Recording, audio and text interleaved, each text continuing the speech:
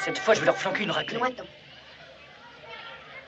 Puisqu'elle ne veut pas comprendre, elle va me le payer.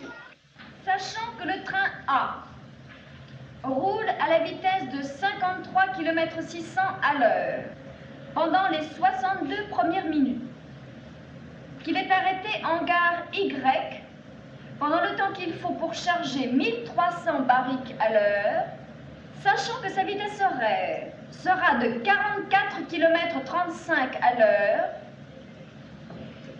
44 km/35, pendant les 12 minutes suivantes, puis de 54 km/100 à l'heure pendant le reste du trajet, 54 km/100. Pas contente, Nicole? On pourra jamais le faire, mademoiselle. Mais si. En rentrant chez vous tout de suite, vous aurez juste le temps de terminer ce problème avant le dîner. Et si vous ne l'avez pas tout à fait terminé avant, vous le terminerez après le dîner. Sachant d'autre part que le train B est parti avec 23 minutes 42 secondes de retard, 23 minutes 42 secondes,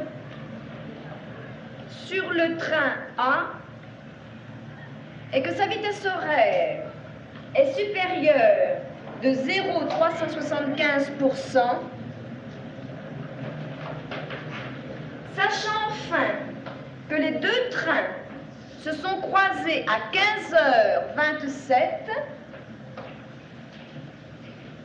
calculez à quelle heure le train A arrivera en gare de X.